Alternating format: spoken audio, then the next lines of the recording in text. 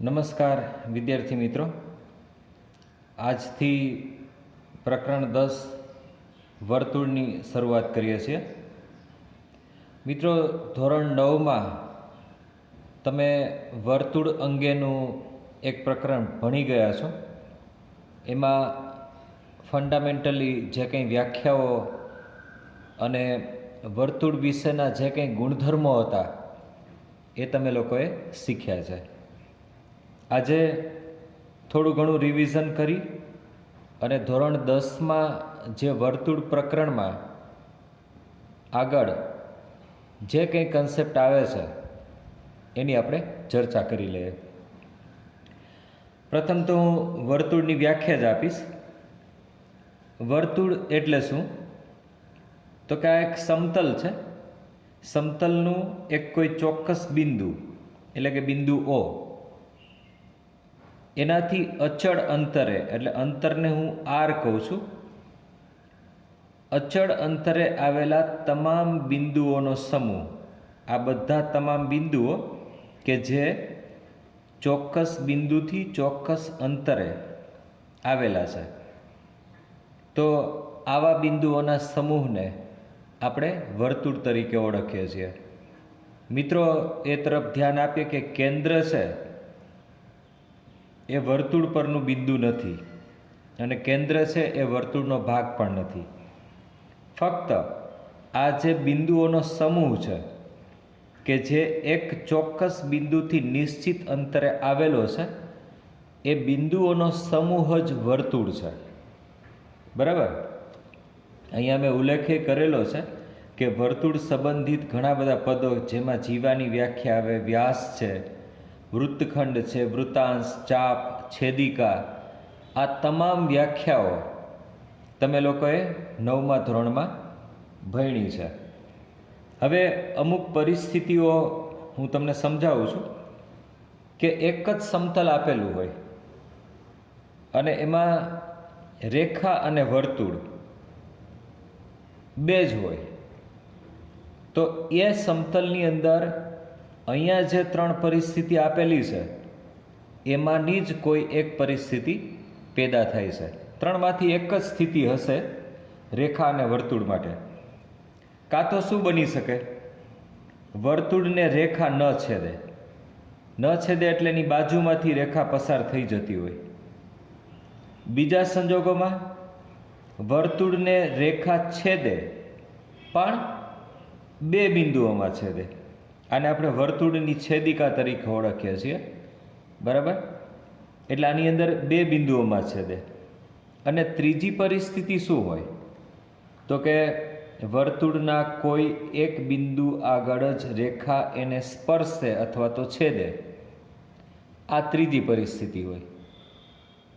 વર્તુળ અને રેખા એક જ સમતલમાં હોય તો આ 3માંથી કોઈ પણ એક સ્થિતિ જ પેદા થયેલી હોય છે.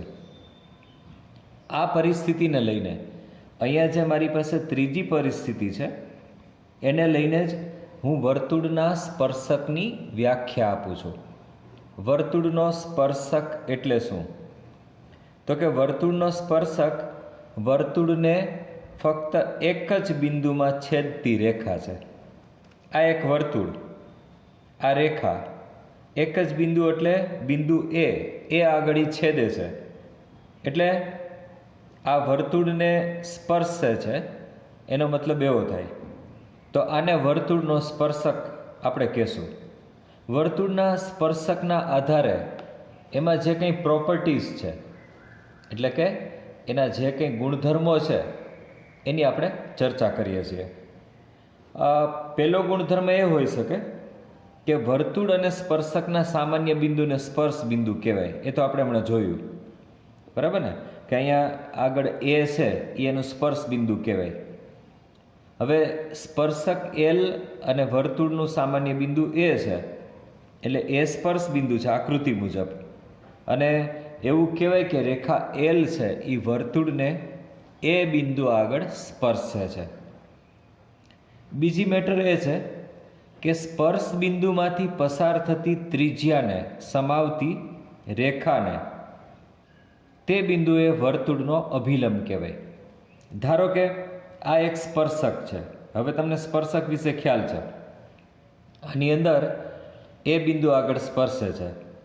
હવે એ બિંદુ આગળની ત્રિજ્યા કઈ થઈ તો કે OA. OA આ ત્રિજ્યા છે. આ ત્રિજ્યાને સમાવતી હું કોઈ એક રેખા દોરું, ધારો કે એ રેખાને હું એમ નામ આપું, તો આ રેખા છે એ આ સ્પર્શકને લંબ છે. એટલે પર્ટિક્યુલર એ વસ્તુ થઈ ગઈ કે સ્પર્શક એલને આ રેખા એમ લંબ છે, એટલે દરેક સ્પર્શકને એક અભિલંબ હોય.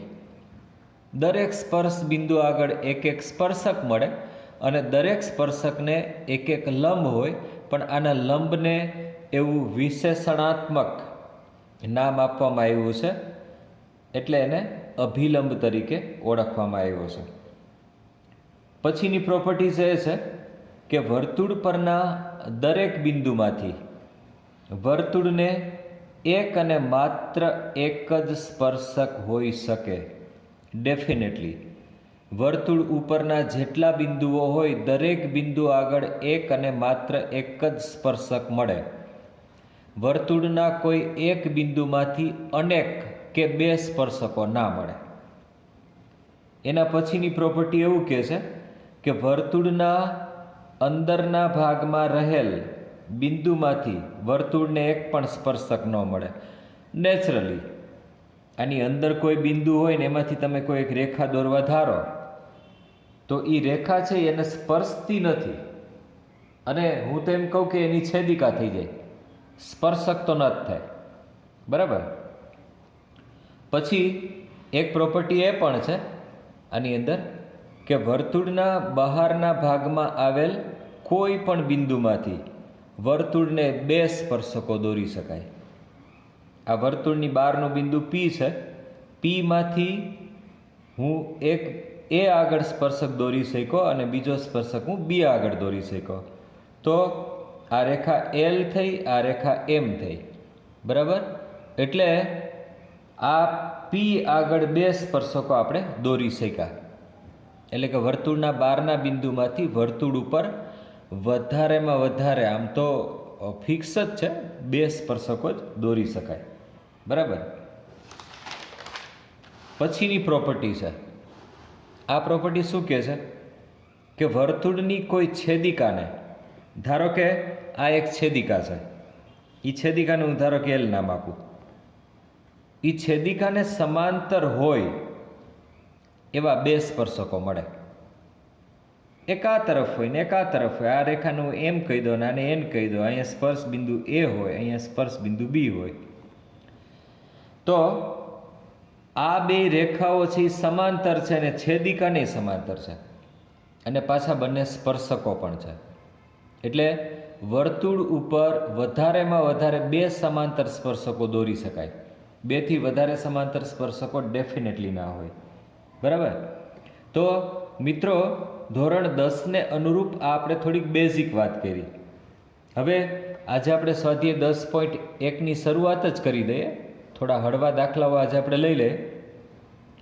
સ્વાધ્યાય 10.1 છે, એનો પહેલો દાખલો છે, વર્તુળને કેટલા સ્પર્શકો હોય? ભાઈ, વર્તુળને તો અસંખ્ય સ્પર્શકો હોય. હમણાં જ કીધું એમ કે વર્તુળના પ્રત્યેક બિંદુ આગળ એક એક સ્પર્શક દોરી શકાય. એટલે વર્તુળ ઉપર જે બિંદુઓ હોય, અને મિત્રો વર્તુળ ઉપર અનંત બિંદુઓ હોય, એમાં કોઈ ફિક્સ નથી, અનંત બિંદુઓ છે. એટલે એ અનંત બિંદુઓને અનુરૂપ વર્તુળ ઉપર અનેક સ્પર્શકો મળી શકે. એટલે કે વર્તુળને અસંખ્ય માત્રામાં સ્પર્શકો હોય છે, એની કોઈ લિમિટેશન નથી.